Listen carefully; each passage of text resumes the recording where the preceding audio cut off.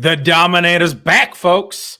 Your host, Billy Musio, here with the Podfather, a.k.a. Matt Kelly, and we are going to be diving into some FFPC boards today. We're going to be reviewing the late round gems. We're talking about rounds 10 through 20. We're going to discuss the upside that these players possess, and we're going to be doing a segment called On the Clock. It will be an On the Clock special.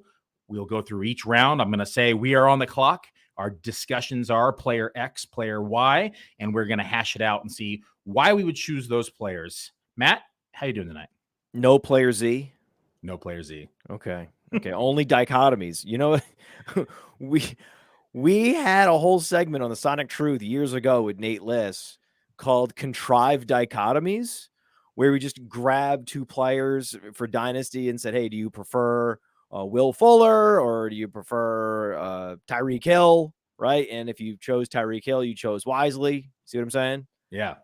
And I love it. Any time that we can create a segment or an entire show, in this case, around just two players and debating two players and looking at two players, and this is not actually contrived.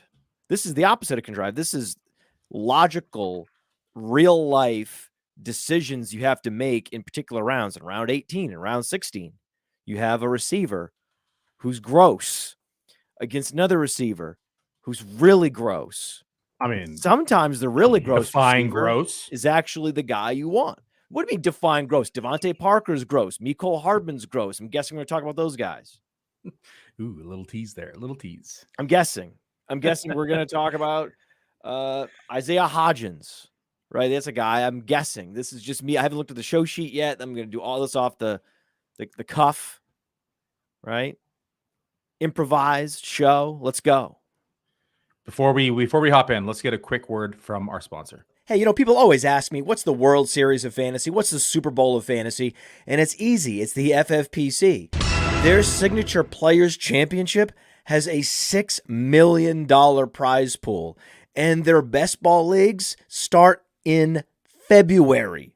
And they're the answer to so many questions. Hey, what's the best place to get a Dynasty Orphan? Well, you can adopt a Dynasty Orphan at the FFPC right now. There's more orphans at the FFPC than anywhere else on the internet. That's why we partner with them. So if you want to play fantasy football for low, medium, high stakes, you love Dynasty, you love best ball, you love seasonal leagues, all types of fantasy footballers need to go to the FFPC. And remember, use promo code Underworld. Promo code Underworld gets you $25 off your first team.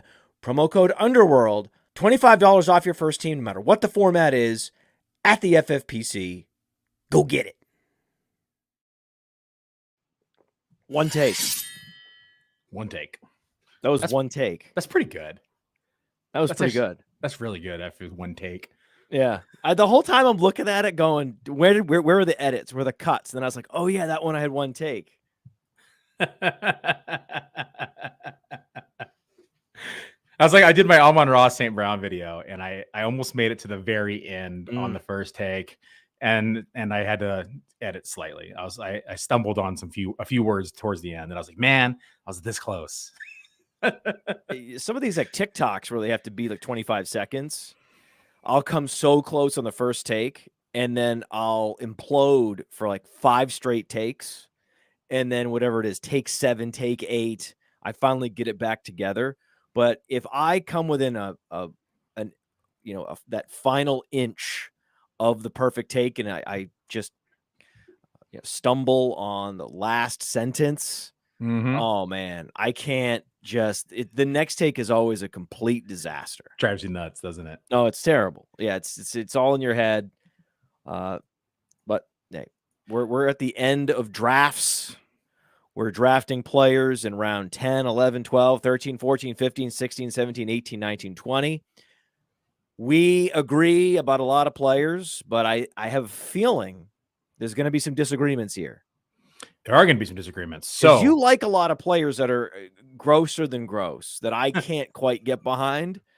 So I'm interested to see where, because I don't know. I've started to peek. Now I have the show sheet up.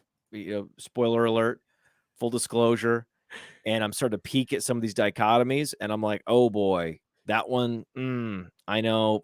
Well, I don't want to even talk about those two players, but I have this sense that Billy's going to go grosser than me. Could definitely go grosser than you. I got some. Oh my God, I clicked the wrong button. I got some cojones when it comes to draft boards. Speaking of, this was the draft board we did just the other day. I'm drafting in the 12 spot. And so you're on the clock, Matt, right now. The option here is Damien Harris versus Devon Achane. A battle of running backs with differing skill sets, but both carrying immense potential to surprise fantasy owners. Who are you going? Okay, you're team 3 here. I'm team 12. That wasn't actually I don't think we actually had this choice. We were sniped, but on average, these dichotomies here. Well, the reason I chose 3 is because it says Billy. No, there's another guy who's Billy M on FFPC. I know. I saw Billy. I'm eyeballing it. There's actually a guy. His username is Billy M, and I always get asked if I'm in a draft room, and it's not me. No. Yeah, we're team 12, Bluffing Rivers. Yeah, Bluffing Rivers. Who's your co-manager in that? Co-manager's Dave Hubbard. We do a lot of drafts together. Dave, legend. Yeah, legend. And would you say that Dave is a bigger legend than you? Oh, absolutely. I'm like he's the sensei, and I'm just like he's Mr. Miyagi, and I'm coming in learning the ropes, and he's teaching me the ways of Mr. Miyagi. I mean, Dave is in my opinion one of the best high stakes players of all time. Yeah. And will be for forever, and just in my opinion. I mean, he's a legend. And so, and you're my sensei. So on this show, this is what this show is. So everyone understands this show. This show, I like to come in unprepared, wide-eyed, bright-eyed, really, just ready to learn and just soak it in. So this is the one show I do where I'm just trying to drive the show in a direction, and I'm here to get the most out of you. I'm here to help coax the maximum amount of information out of you, because on this show, you are the star. You are really what the listeners need and want to know. And the fact that what your relationship is to me, it's that with Dave Hubbard and you, where Dave Hubbard is the master. He is the master. Well, we were in the 12 hole here.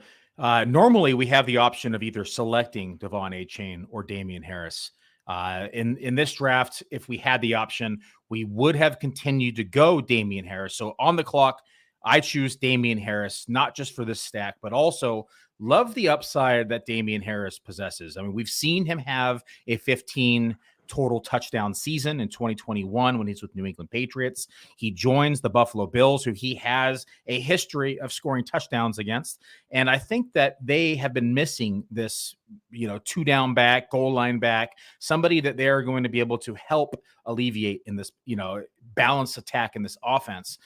I'd like the upside of Damien Harris this year. I think he has a real chance of going over 1,000 rushing yards, a real chance at seeing double-digit touchdowns. Now, it's not what I'm actually projecting for, but when we look at these players, and we have to consider contingent upside, and I think the contingent upside of Damien Harris is something that cannot be ignored because of the offense that he is in, and because of the game scripts we're going to see, because of the amount of red zone touches we're going to see. You're on the clock. Who are you selecting, Damien Harris or Devon Achane?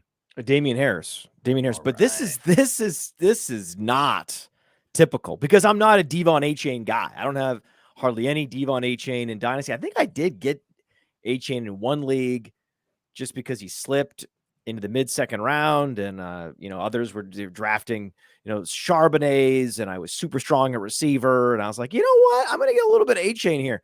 But generally speaking, I'm not an Achane tout, and this particular dichotomy is why you're the master.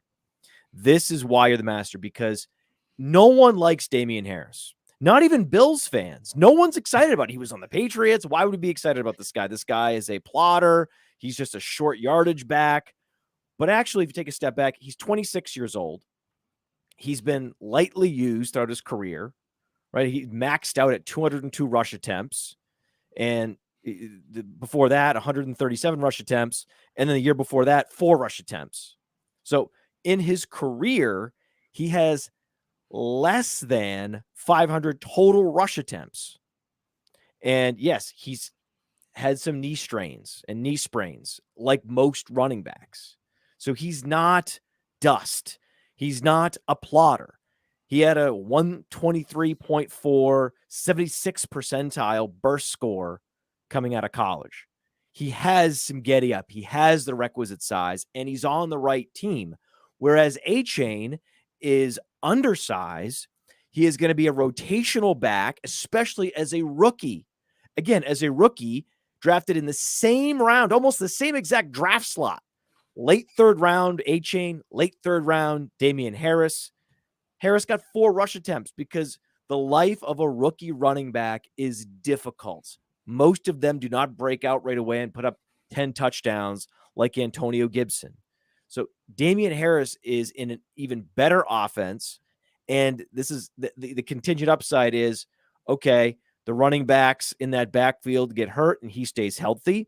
There's more contingent upside, which is the team decides that they're going to try to preserve Josh Allen after he was banged up last year, and they run Josh Allen less inside the 5. That's going to happen eventually in Buffalo. It could start this year. So there's a number of contingent upside ripcords where you take a step back and you go, okay, my base projection has this guy with more fantasy points, and my upside projection has this guy with more fantasy points, but he's not the guy everyone's talking about because he's not a rookie that runs. Not a shiny toy. Yeah, gotta. I mean, everyone's focusing now on shiny toys and rookies. Achane's ADP is definitely dropping with the Dalvin Cook rumors swirling.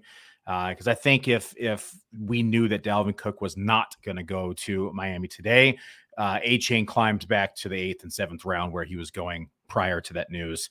And so I have been taking some chances on Achane with a discount in hopes, or I should say possibility, that Dalvin Cook does not land there. And then you get this 2 or 3 round discount on him from where he was going about a month ago.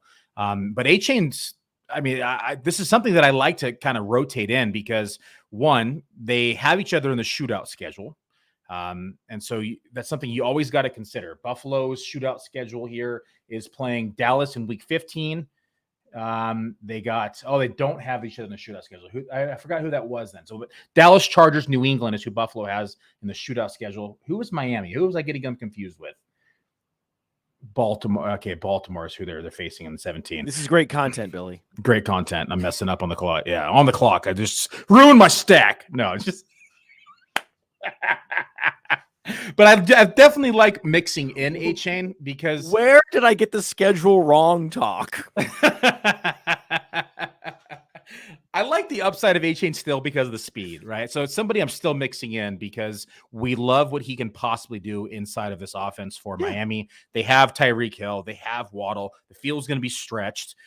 Achane has, a prolific pass catching ability, 93rd percentile college target share, comes in with 4.32 speed. So I get the upside with Achane as well. And the downside is he gets hurt right away. Because his body's not used to this particular level of football and that kind of punishment at such a small size on a team that runs the stretch zone system as they did, bringing that system in from San Francisco, which has the highest rate of running back knee injuries in the NFL.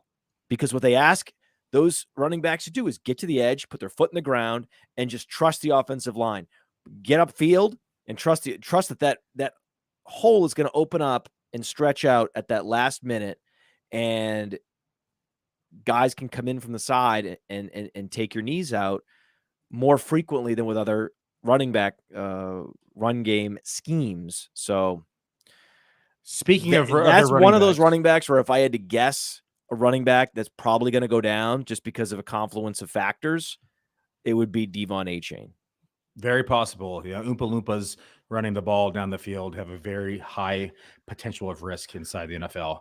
Nonetheless, next on the clock segment, round 11, you're on the clock. Jamaal Williams and Khalil Herbert are staring you in the face. 2 running backs who could become valuable assets in their respective backfields, each with their unique path to fantasy relevance. Who are you selecting? The sigh of hesitation. I mean, Jamaal Williams is grosser, but I think he's the move, isn't he? Because isn't he going to be potentially the guy in the red zone for the whole season? Like, I don't know when Kendre Miller is going to get rolled out, whereas I'm pretty confident that Roschon Johnson is going to subvert Khalil Herbert right away. New Orleans brought in Jamaal Williams because they like him. They signed him. Khalil Herbert's a guy that the Bears drafted in the 6th round, and they decided to replace him in the 4th round this past year. So even though Khalil Herbert has a sexier skill set, he's more athletic, right? He's better in the passing game. Think about the organizational investment and the organizational signaling around these players. The Bears have signaled almost nothing around Herbert. Actually, they've signaled that they didn't have as much faith as people wanted him to have by being so excited. The big high fives in the war room when they drafted Roschon Johnson. Whereas Jamaal Williams is now on a team where we don't know if Alvin Kamara's how many games he's going to play, and that offense will not have the Justin Fields factor in the red zone either. When you have a pocket passer, that means that they're going to funnel red zone touches probably to Jamaal Williams. When Kendre Miller gets in there, it's going to be between the 20s, every other drive or every second drive, it'll be Kendre Miller. But I believe that inside the 10, it's going to be Jamaal Williams. So Jamaal Williams is interesting because you mentioned the possible suspension for Alvin Kamara. And this is when we go back and talk about contingent upside, right? Because if we knew today Alvin Kamara was suspended 6 games, where's Jamaal Williams go, do you think? Round 7, 8? It just depends on how people feel about Kendre Miller. Kendre Miller he's a 3rd round pick, very similar sort of reason to be hesitant in year 1 that we talked about with Devon Achane. I think Kendre Miller is a better running back. I think has more upside in the NFL longer term because he's big and fast as opposed to just being fast. And so I like Kendre Miller more as a player in a vacuum, but it's a rookie. It's a shiny object. Now, do you think Kendre is going to be ready in time? I mean, I know he's coming off that meniscus injury still. Well, and that's the other problem, right? Is that he hasn't been healthy in months. Yeah. He wasn't able to really participate in the pre-draft process much at all. Or the national championship. Right. Or, he hasn't been fully up to speed at camp, has he? No, they're easing him into things. Yeah, so they've been easing him in the whole time. This screams that he could be a game day inactive. You understand that? Yeah, he could be a game day inactive. I hate this, dude. I hate this. I hate this. I hate knowing this. I hate having all this experience. I hate it so much. If I could go back, 8 years when Player Profiler was just a nascent site, and I was so excited about every rookie with speed and size, and only to be disappointed more often than not because of these factors. Because, okay, this player has never faced NFL competition week in, week out, and eventually wears down. Or, hey, this player actually wasn't ready and he was a game day inactive. And you're like, how is this possible? It's like, hey, this is the league. This is the league where Jamaal Williams is ready to play today. They start tomorrow. Jamaal Williams is in there and he's getting the ball at the 4-yard line.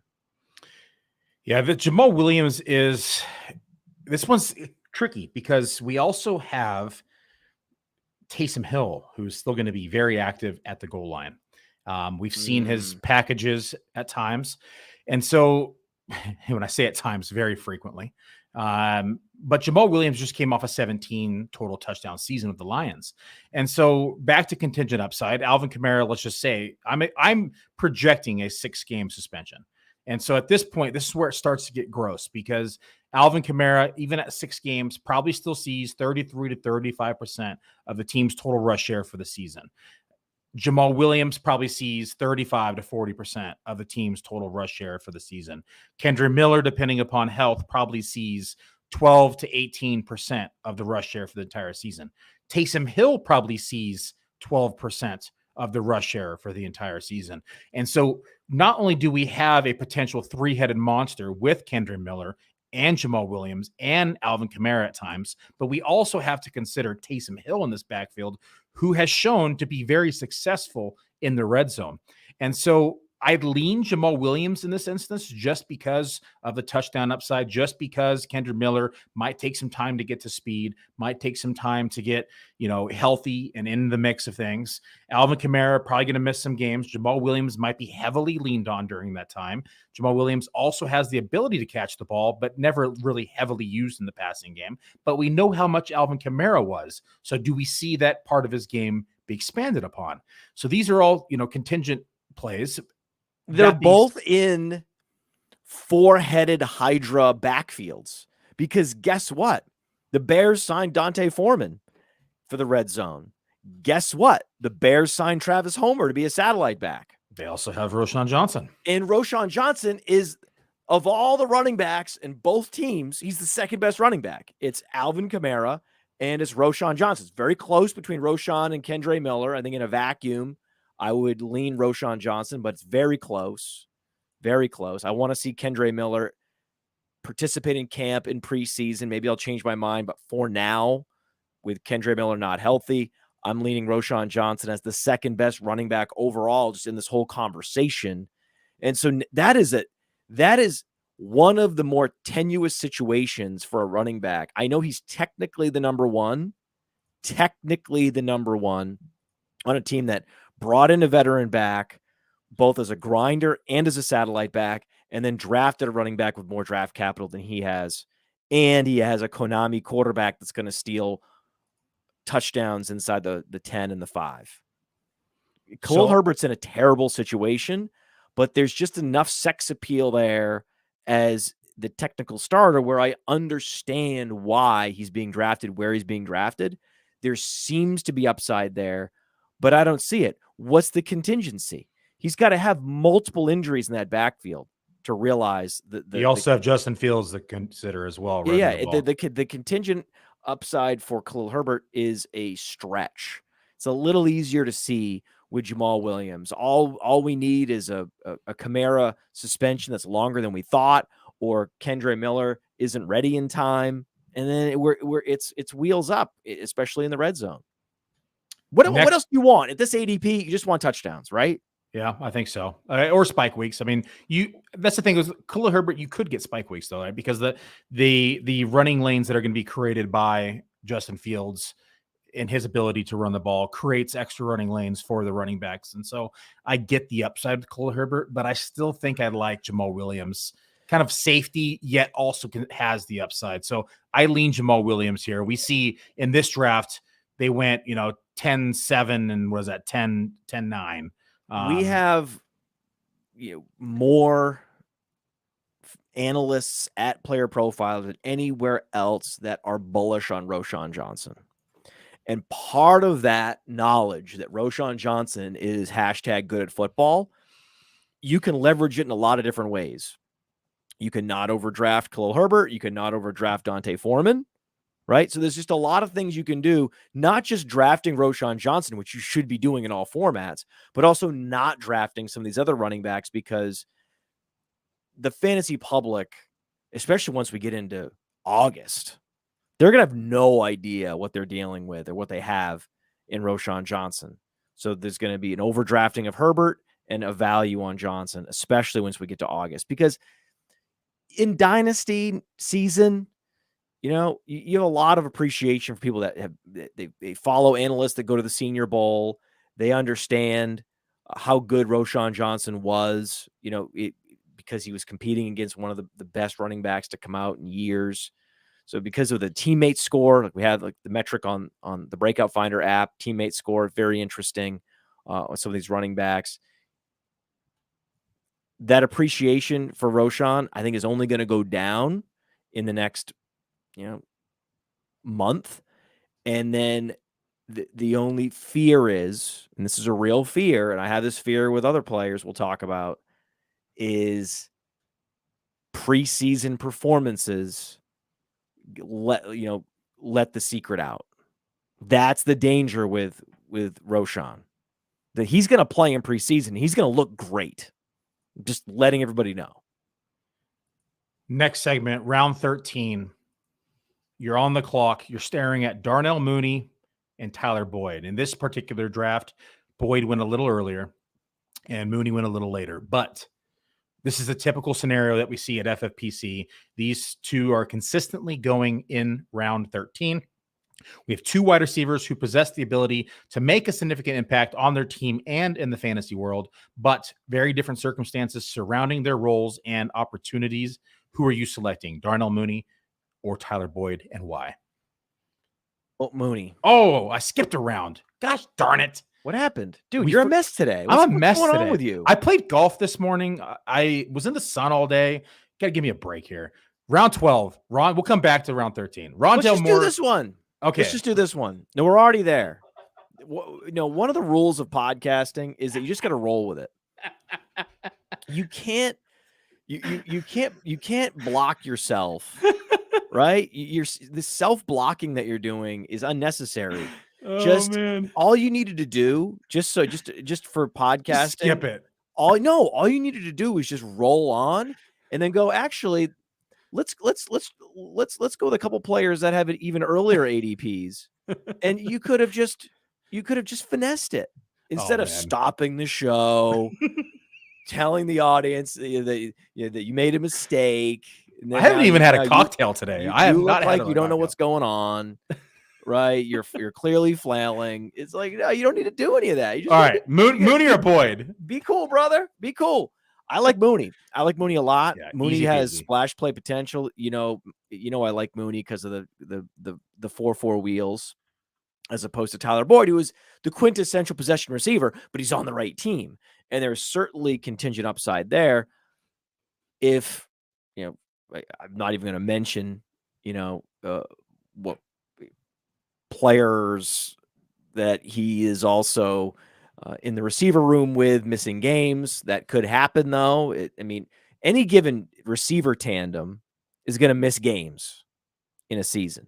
It happens to every receiver tandem. One of them is going to miss a few games, and Boyd's going to benefit from that through the law of the conservation of targets. But he can't do a lot with any given target. He can't get downfield with separation. He's not a yak monster. He's an adequate third receiver who's a great fit in that offense. I think he's a better functional, actual NFL player than he is a fantasy player, whereas Mooney, I think, is a good fantasy player, and that he does give you the spike weeks with the deep ball attempts. And, news has been surfacing from the beat reporters around the Bears that Justin Fields is ready for an unlock as a passer this year. And while I do not listen to everything the beat reporters say, when they're confirming my biases and all my prior assumptions, like the fact that it just makes sense that Justin Fields was a prolific passer at Ohio State, and eventually they would trust him to be that in the NFL. If that happens at all this year, then Mooney will be a smash. And we were getting a discount on Mooney because people weren't sure if he was going to be ready for camp in time. The word is that he's going to be ready. We have not seen his ADP correct yet. I think it will eventually correct because this late in drafts, there's not a lot of downside in round 13, right? So he came off 2021 with 1,000 yards, 140 targets. Last year, underwhelmed, playing only 12 games with 493 receiving yards and 61 targets. That being said, Boyd has been on a pretty steady decline since 2019, where he peaked out at 147 targets in 2020, 110, 2021, 94. Last year, only 83. So how the hell did you and Dave get him in this draft? Mooney, he just fell. It happens sometimes. How the hell? How does he make it there? That's like where he goes, is like middle to end of 13 pretty consistently right now, because tight ends so this is the thing, it's a best ball draft.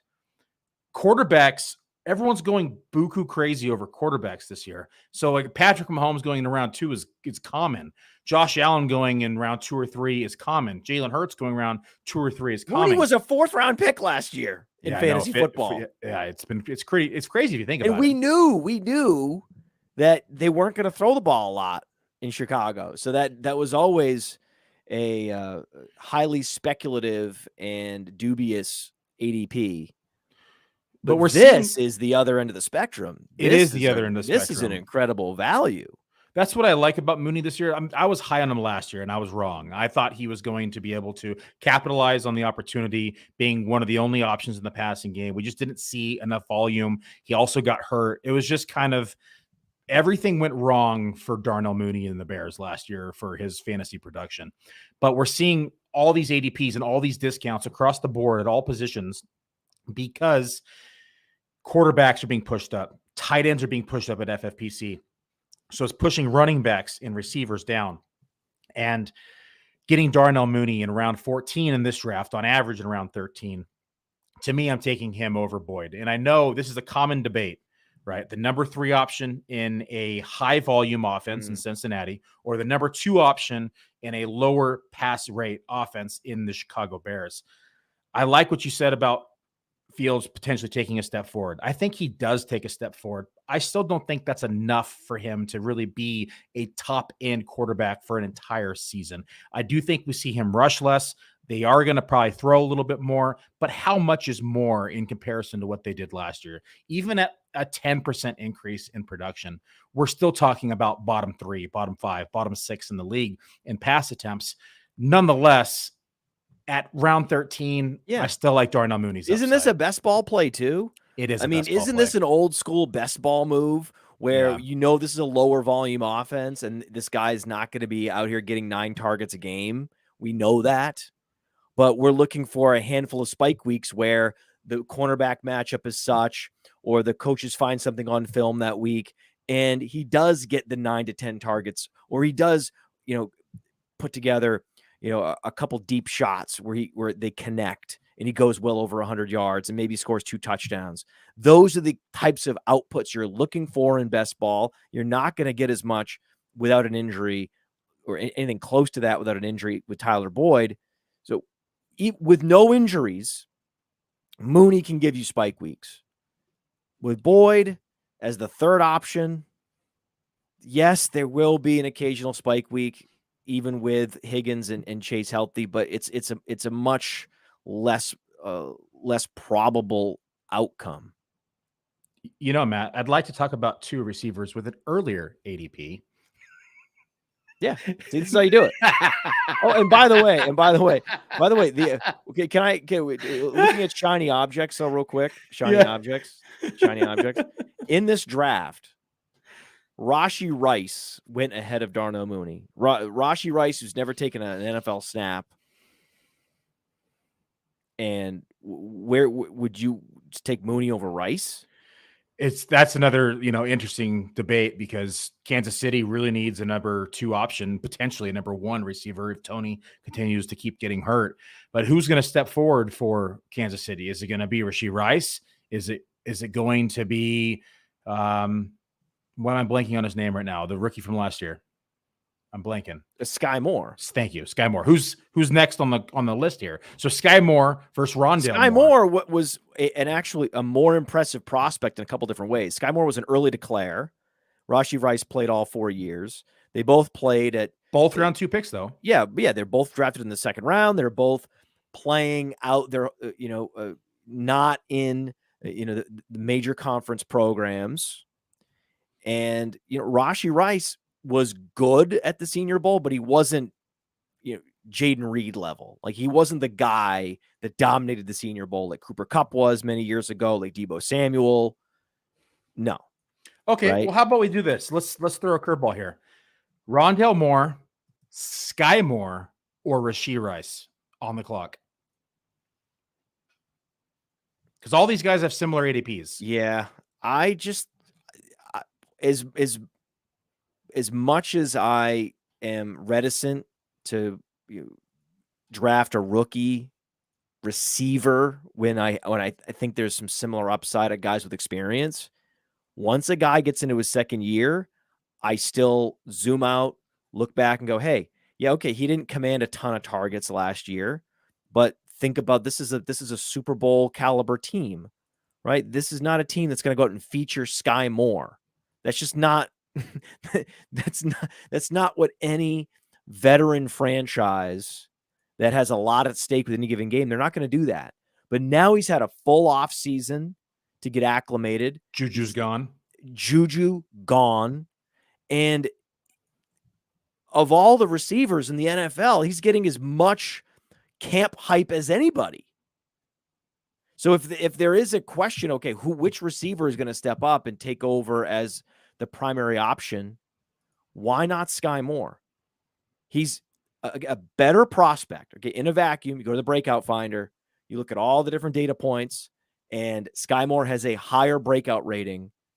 So just comparing apples to apples, whereas now Rashee Rice has to get acclimated, and we have it. So I think you chase that rainbow with a second-year receiver who's getting hype in the best possible situation. Because he didn't command targets last year, it's easy to dismiss that guy. Where I take a step back, and we've seen plenty of examples of receivers that were not involved in year one, and then in year two, it used to be that like the third-year leap was something you expected from receivers. Now it's sped up, right? Now it's not a 3-year cycle any longer. Now it's like, okay, you can have a mulligan in year one, especially when you see a player getting more snaps in the playoffs. Then it's like encouraging, especially when you see some spike snaps, some spike weeks, not necessarily with fantasy points, but just with snap share, where it's like, okay, he was a big part of the game plan this week. And it happened to be in the playoffs. Those things are encouraging to me. Whereas you have other second round picks that never fired, like a Denzel Mims, and they were never involved, and they were never going to be involved. Where you could see the trajectory for Sky Moore, where he's a lot more involved this year, and then with all the vacated targets, the opportunity is so good with the best quarterback in the league. Isn't this the rainbow to chase? This receiver in this ADP range? I lean Rondale here just because of the consolidated targets inside of Arizona.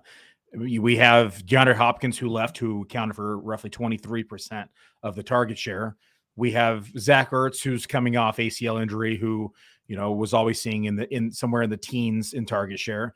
It leaves them with Greg Dortch. It leaves them with Marquise Brown, rookie Michael Wilson, Trey McBride.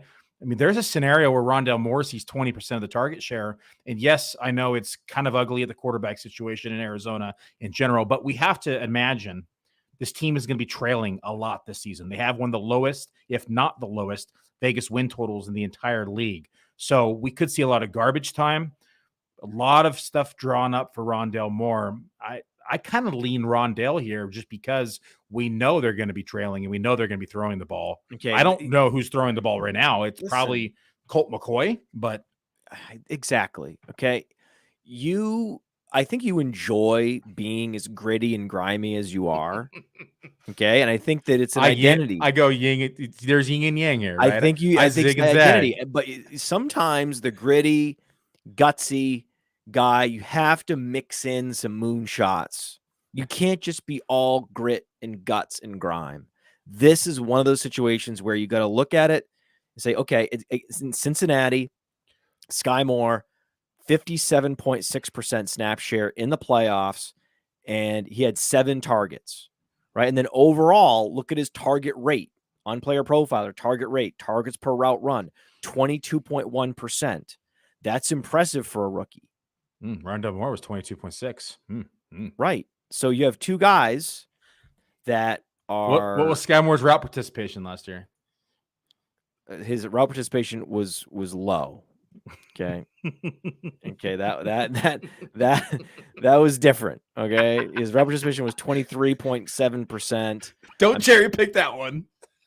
I'm sure. Well, I know that we know his route participation was low because he's a rookie on a Super Bowl caliber team that had a whole bunch of other players that they were featuring depending on the matchup and the game plan.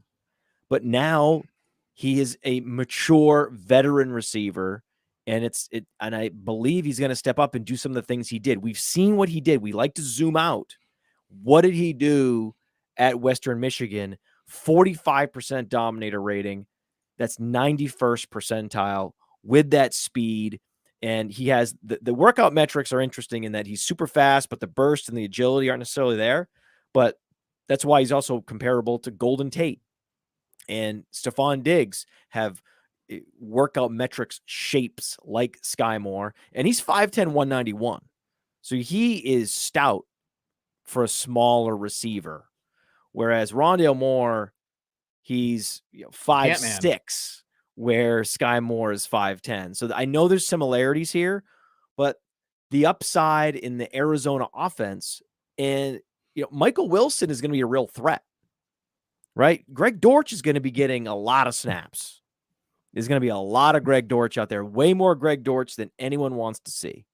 I'm just preparing everyone for that. That's going to happen. Dortch was pretty good last year. So I like Rondale Moore, and I like knowing that there's going to be a lot of negative game script for a receiver. I've never been a Marquise Brown fan. I've been much more of a Rondale Moore truther. And I understand where you're coming from, where you're running the projections, and Rondale Moore technically has more fantasy points. But when you talk about the contingent upside of if he just takes a step forward and gains the trust of the team and the coaches and Patrick Mahomes, that's actually not contingent upside. That's just straight up motherfucking upside, dude. It is upside. So Matt is going Sky Moore. I am going Rondale Moore. You're not convinced? I'm not convinced. Oh, I'm not convinced. God. I'm still going Rondale Moore here. I will mix in Sky Moore, but I will lean Rondale in this scenario. All right. We waited at quarterback in this build, hypothetical build. Bryce Young versus Brock Purdy. You're on the clock. It's round 14. It's a quarterback duel between two promising talents who could surprise fantasy managers with their performance. Which way are you leaning? Brock Purdy, next segment. Let's go. I don't love Brock Purdy. I really don't. I do not. But I also don't love overrated rookie quarterbacks like Bryce Young that have landed in situations where they don't have a number one and they don't even necessarily have a number two. Just depends on how much fast twitch muscle fiber that Adam Thielen has left. And it's how can you not love Big Cock Brock? No. I'm just saying this is a process of elimination pick. And if I have to pick between these two guys, one guy did it. One guy has incredible weapons, the best in the league to pass to. The other guy has never done anything. He just has the Alabama helmet in his background, and that's it.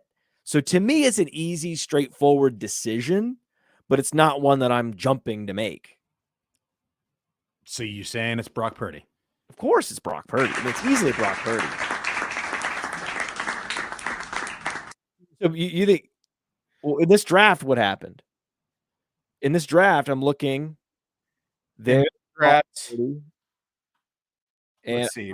Where's Purdy went in round 16 in this draft. Brock Purdy there. Yeah. Oh, Bryce Young. Whoa. Bryce Young went 2 rounds earlier. Yeah. But we're seeing this draft for me, I think, is number 10. So that was 7 days ago because I draft every single day. And so, and we're starting to see that gap close slightly because the news on Purdy is that he's going to be ready week 1. And so his news with that, and he immediately jumped up 2 rounds. Poor Trey Lance, man. This poor guy. Poor guy. He had the injury. He changed his mechanics. This is how people wonder. Remember the Tom Brady documentary, and they go through all those quarterbacks that busted ahead of him, right? All those quarterbacks. Like, there's just reasons why, and all these guys, they're talking about, hey, why I busted, why this happened, right? And then you can watch other documentaries where they'll talk to Rick Meyer. Right? Like, why, Rick? Why didn't it? He's like, well, there was this, and there was a coaching change, and then I had this injury, and then this, and then that, and then it was cascading, and the next thing I know, I'm out of the league. Well, the raw talent for Trey Lance has beyond dispute, and it might not matter. I love the fact that we got the line "Big Cock Brock," and then you got the word "busted" in the same like paragraph here.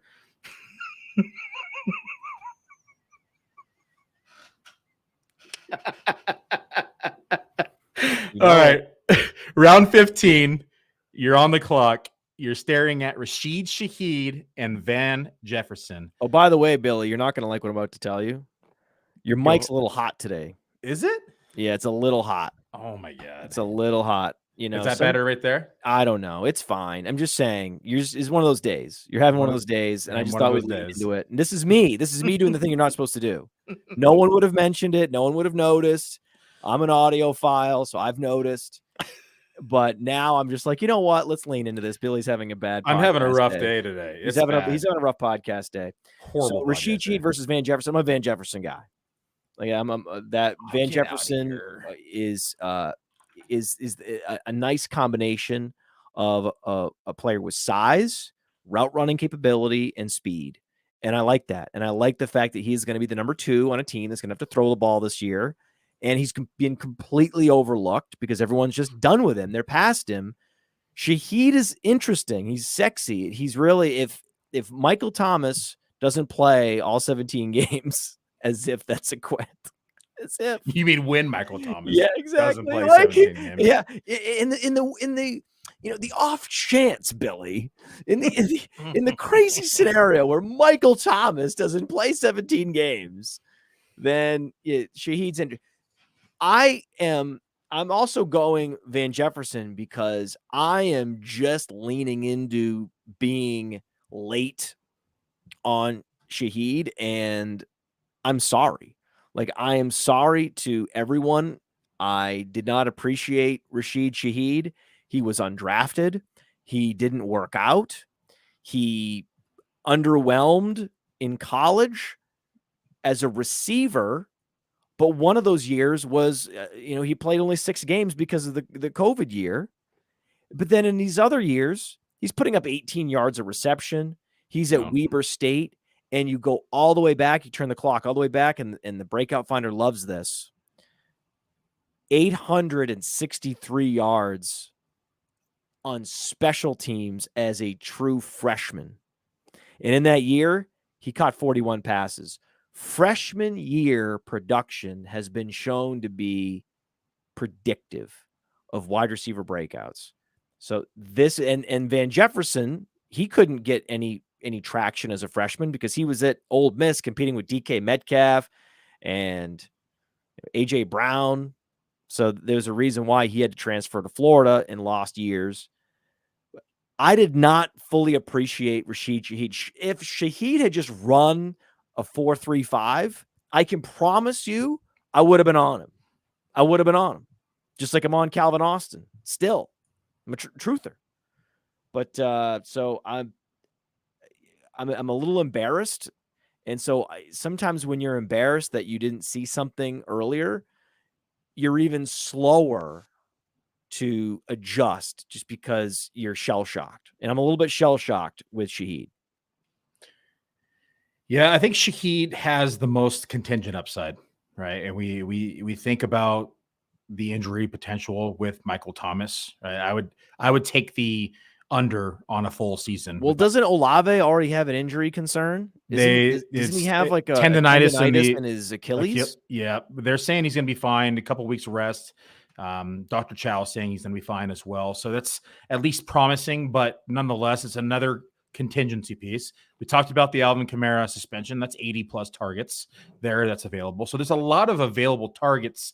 Even though he's the number 3 in the passing game, he could see as much volume as Van Jefferson. And he has the spike week potential, big time spike week potential. That's going to be more volume in this offense than there's going to be in, say, Chicago. So we could be looking up and he outscores Darnell Mooney.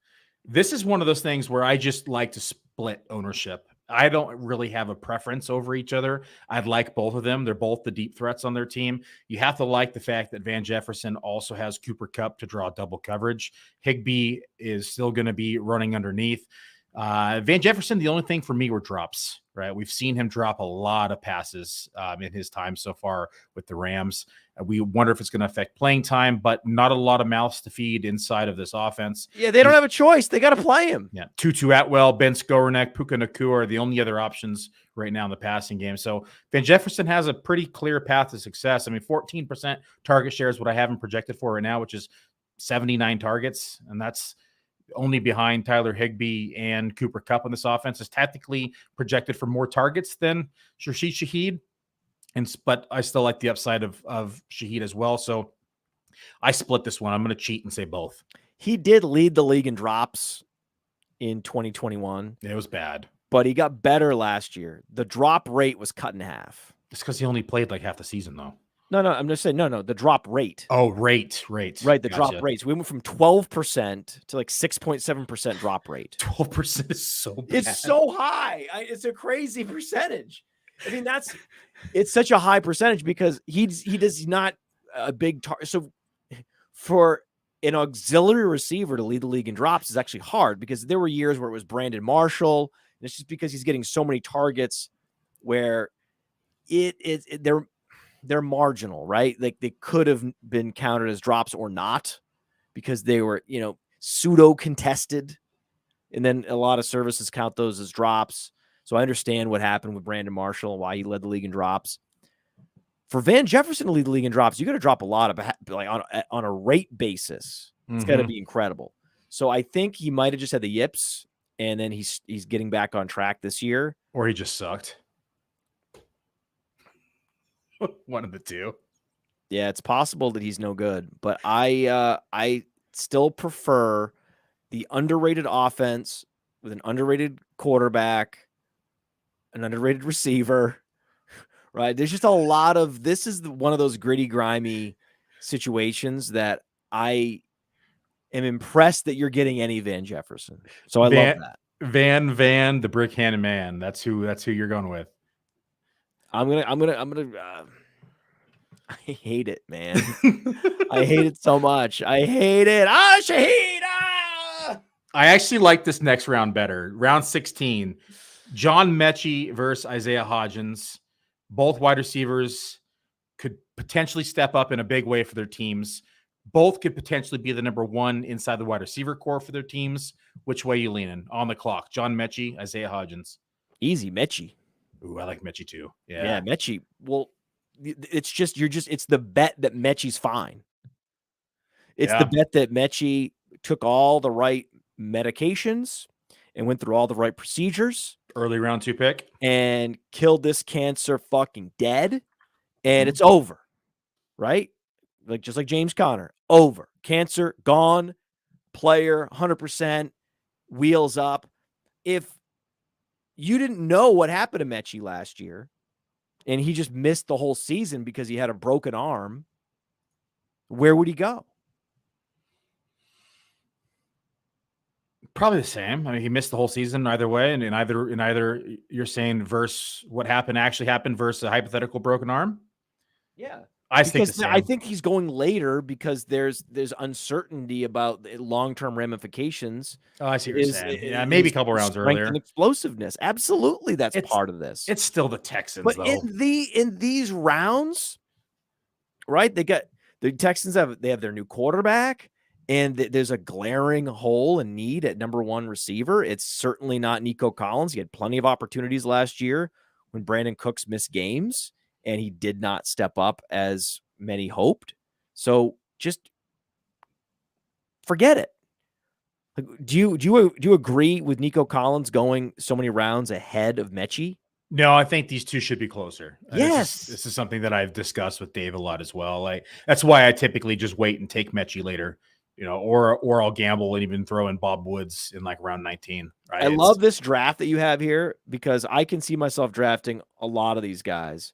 Jacoby Myers, Lazard, Sky Moore, of course. We talked about him. He's at Rashee Rice. There's a time and a place for Jaden Reed as well. Darnell Mooney, we love him.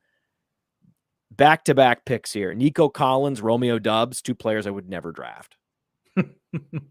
Doubs out, no way. No way, because Reed's just so much better and ready he's ready to produce now. So I just don't see the case for Dobbs over Reed at all. That doesn't make sense to me. So that's very similar. Like I'm all in on Reed over Dobbs, and I'm all in on Metchie over Collins. I'm on board with that. Yeah, I like Metchie a lot this year. Oh God! All right, round 17, Ty Chandler versus Pierre Strong. Both running backs with unique skill sets, vying for an opportunity to become valuable fantasy assets. Which way are you going? Before we do, can I ask you, Mingo versus Chark, same team? Chark. Thank you. Yeah. Thank you. They're both second-round picks. One guy has 1,000-yard season. The other guy's done shit and couldn't separate. I think Mingo is more of a dynasty play or a 2024 play if you're doing redraft. I think he'll have his chances this year. Bust. I don't think he's going to step up and be an immediate contributor though. Bust. All right, Pierre Strong or Ty Chandler? I love both. I love both. It's such an interesting depth chart, and you have Madison and Stevenson. Neither one of them are explosive, and they're leaving. There's room for other running backs to carve out roles. I know that Stevenson was a target magnet last year, but Strong will have a role. Right? Strong will affect his target share this year. It's going to happen. He's still, a total bell cow and a value, but both things can be true. Stevenson can still be a bell cow and a value because he has a lot of the traits and the metrics that that you would assume would be a first-round pick, and Stevenson's not going close to the first round yet. So I understand that. But I also love Pierre Strong. Right? Pierre Strong is the next Shane Vereen. Shane Vereen was used sparingly as a rookie, and then they decided to unleash him in his second year. And I believe that's what they're going to do with Strong. The big difference is, when you go down the depth charts, they're strikingly similar depth charts. We have, again, Madison and Stevenson. Then you have Chandler and Strong, your slasher / satellite back. And then below, then you have more of an explosive grinder behind them in Kevin Harris in New England and Dwayne McBride in Minnesota. McBride has a little more juice right now as a rookie than Kevin Harris, because Kevin Harris really didn't produce last year at all.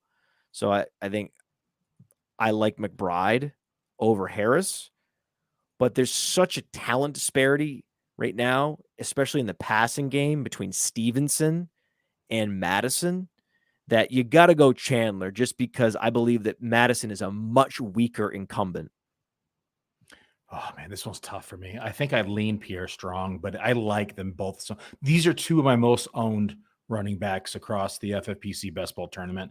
You look at their profiles too; they're so similar. Pierre Strong has a 99th percentile 40-yard dash, 4.37. So fast. Ty Chandler, 4.38. Then you go back to speed score, 95th percentile for Pierre Strong, 93rd percentile for Ty Chandler. You go to their college target share, 6.4% for Ty Chandler, 6.4% for Pierre Strong. Pierre Strong's a better receiver. Yeah, Pierre Strong's a better receiver.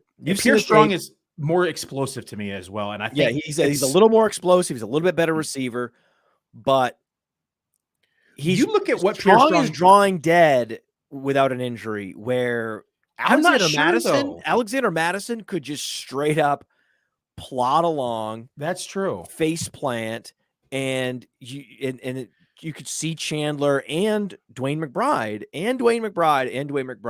just start to cannibalize touches, because the coaching staff knows, hey, this guy's a known quantity. He didn't command any money in free agency. We just brought him back because we could. He can do everything a little bit, right? He's very cardboard cutout backup running back in the league who you can always bring in, and he'll give you a 25 fantasy points game here and there just based on volume, because he's getting all the touches and he's adequate. Could you see a scenario though? Stevenson, with his target share last year, has proven 89 targets that it's shocking, because a guy that's that slow to command that many targets out of the backfield tells you that he has incredibly soft hands. He's got a lot of other traits going for him, spatial awareness, the whole thing, the whole package. To be able to command that many targets last year was so impressive. Nobody saw that coming. The question is, will Pierre Strong earn himself more snaps based upon his explosiveness?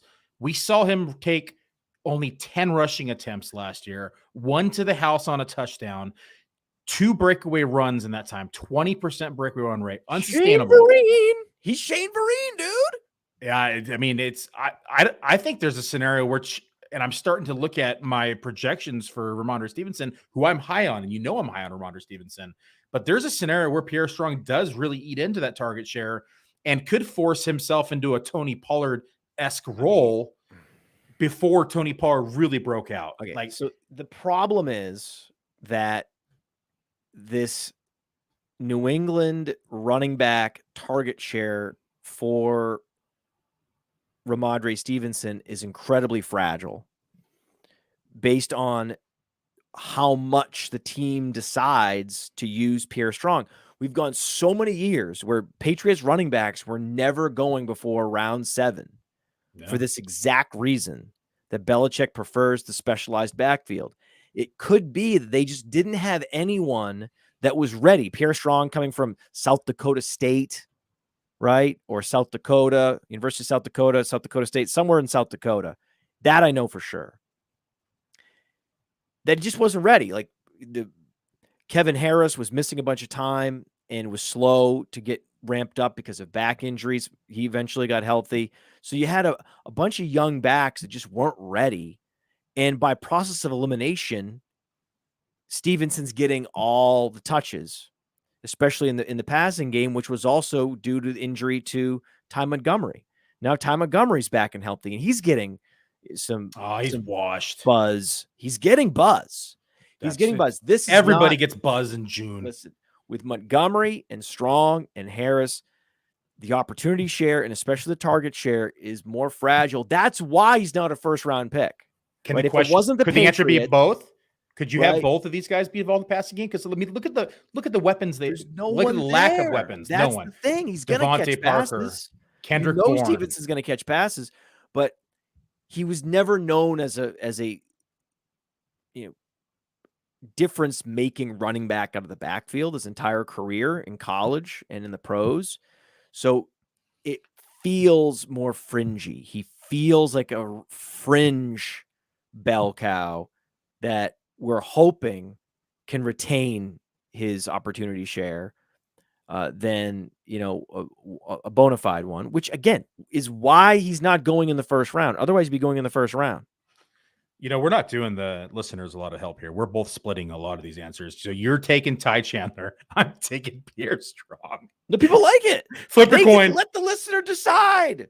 Flip your coins, folks. Let the listener decide. I think it comes down to the fact that Madison is much more vulnerable than Stevenson. And okay, real quick. Contingent upside only. Ramondre Stevenson goes down. Oh, no, yeah. Is Pierre Strong a top 20 the contingent upside, a lot of it is situational, right?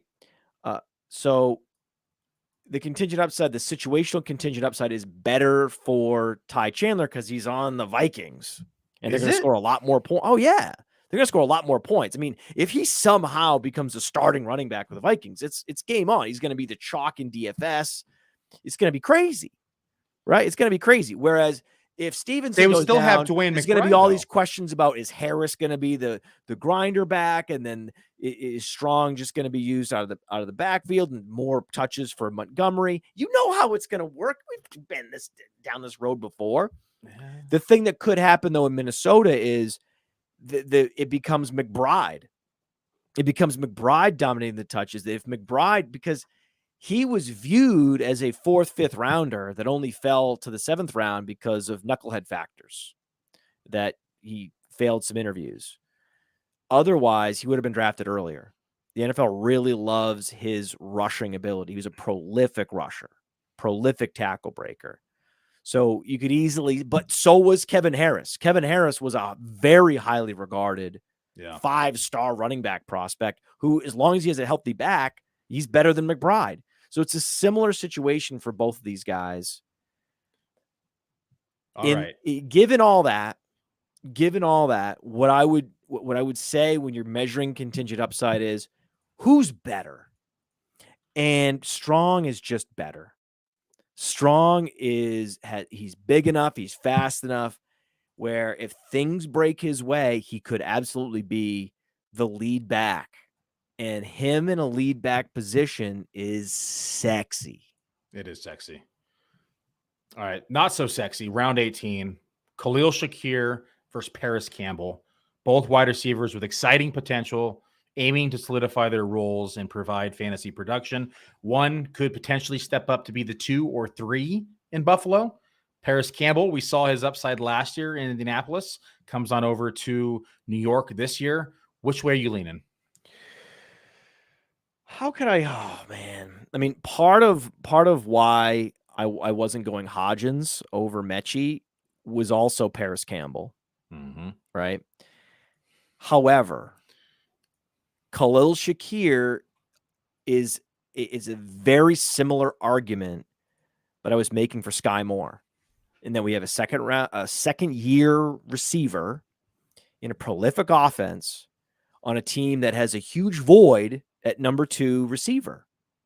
Right? So if we have Kelsey as the number 1 receiver in Kansas City and Diggs as the number 1 receiver in Buffalo, there's a wide open opportunity for someone to step up. It's not Gabriel Davis. Gabriel Davis is one of the worst number 2 receivers in the league. He's been exposed. Teams don't give him any cushion anymore. He can't convert in contested situations. He has a fluke game now and then just because that's what happens when you're in the Josh Allen offense and you're playing 90% of the snaps. You're going to have a game or two. But at least Shakir has speed. At least Shakir can run a 4.43.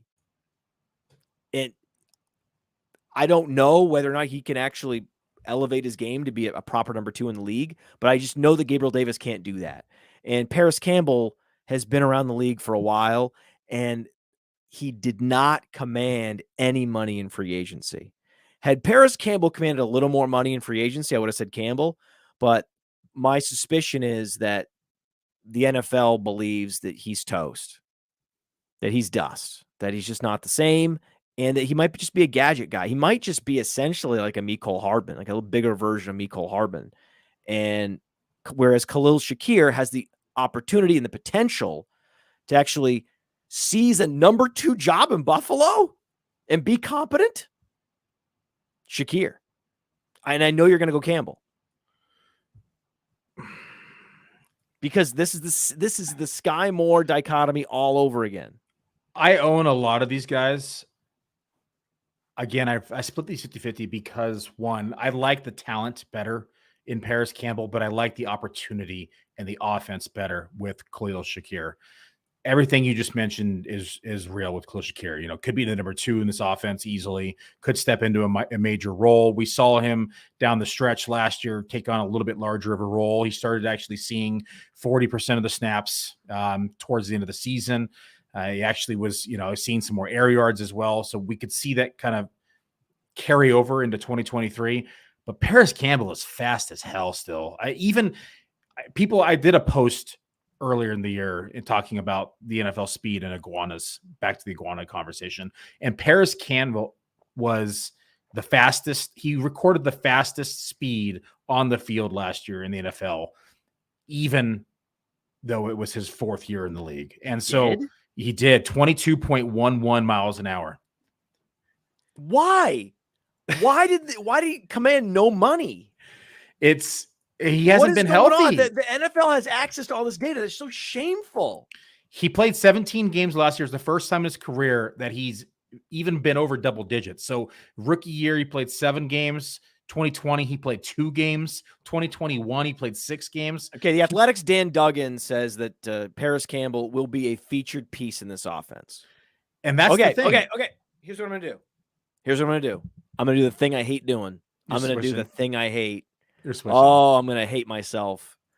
I like Parris Campbell in best ball because you did it. He's going to be on the field. The best ball cop out. And he has the long speed for the spike weeks. But in a seasonal league where I know I can just bench Shakir and I don't have to worry about it. I can just have him as a bench piece, and he's the ultimate handcuff wide receiver, where if he does get the starting job, then I'm able to start him every week with confidence, where I could never start Parris Campbell with confidence. I prefer the best ball cop out. I prefer Campbell in best ball. The best ball cop out, but it's true. Oh, the lamest possible.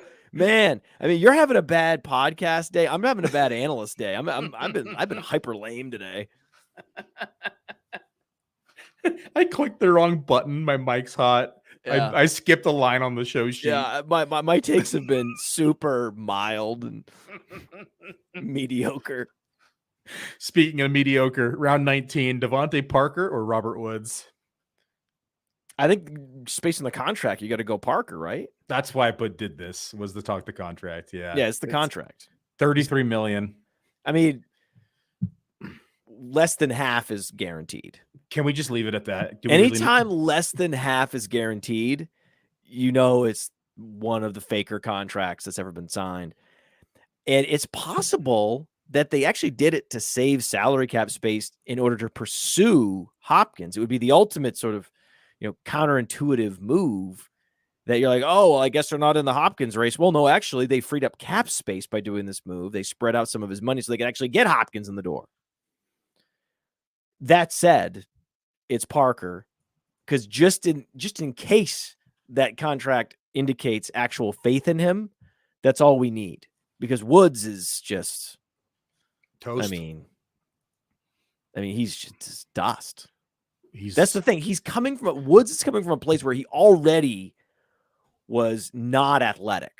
He's very similar to Tyler Boyd, right? When Tyler Boyd's this age and he's had some lower body injuries, he's not going to have anything left to offer, right? All the athleticism has been sapped, and it's not enough that he has just enough athleticism to get by. Once you lose that, you're out of the league. So Woods is a much higher likelihood of not even finishing this year. Bobby Woods is sawdust. But I mean, we've spent Parker's enough time. Horrible. We spent enough time on Devontae Parker and Robert Woods. That's all I wanted to do. We're done. Let's move on to round 20. Mecole Hardman or Calvin Austin, two speedy receivers poised for breakout campaigns, can either deliver big plays for their fantasy managers. We have a theme. Speed. Players that did nothing last year, but had interesting prospect profiles. Of the players we've talked about, Sky Moore, Khalil Shakir, and Calvin Austin. Incredible speed, incredible burst, sexy downfield separator. They don't have anyone like that on the team. They're going to move Allen Robinson to the slot. Well, they already have Deontay Johnson in the slot there, right? So it doesn't appear that Allen Robinson has a good place. Like, you can't play Allen Robinson at Z. Z receivers need to be fast, right? So because they run most of the double moves. So I think they're going to see more packages with Calvin Austin than anyone's ready for, just because it's going to be difficult to figure out places to actually play Allen Robinson. You can't play X, that's Pickens. You can't play Y, that's Johnson, right? So there's going to be some packages where they move Johnson out to Z, and then they push Robinson in, and then you're going to see Robinson catch some touchdowns in those particular packages. But deep balls, it's interesting. Like there's some upside there. And I just think it's what we talked about before, where in a vacuum, I want Pierre Strong. He's just better at football than the other choice, than Ty Chandler. In this situation, we know definitively that Mecole Hardman is a gadget player. He runs close to the line of scrimmage. Anytime you run a 4-3-3 and you can't ever command air yards. Like, I don't think he had any games last year where he had more than 80 air yards. With Patrick Mahomes, how is that possible? He did week 1. 86 air yards. Okay, thank you. The exception that proves the rule. Thank you, Billy. He had 2 games at negative air yards. Okay. Okay, if you're on a 4-3-3 with Patrick Mahomes and you can't have a game with 100 air yards, what are we doing? Right? I can guarantee you, Getting gadgety. If Calvin Austin were in Kansas City, we'd be excited about him. Calvin Austin, my biggest thing with Calvin Austin is the offense, right? We know that Pickens is the number 2/3. Freiermuth's probably the 2/3. We have Deontay Johnson, the clear-cut one.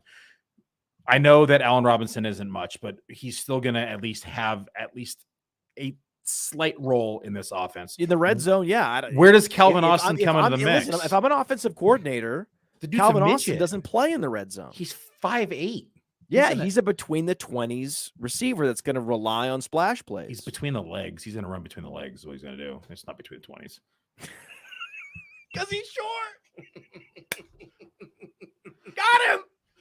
You got him, Bill. Between the wickeds is what you meant. Got him. You got him. Burn. I go Mecole Hardman here pretty easily. Of course you do. Of course you do. I just think he's going to see a larger role. You have the Jets offense is just a little bit more defined. You still have Rodgers. The offense is going to move a little bit better. You have Breece Hall, who's going to be, I think, fairly limited the first couple of weeks. He's ahead of schedule, so my projections keep changing as news keeps coming out. But in that time, we're probably going to see Mecole Hardman get gadgety, yes, but he's probably going to be pretty heavily involved on jet sweeps, help kind of spread the offense, keep the defense on their toes. We know Wilson's the clear-cut number one.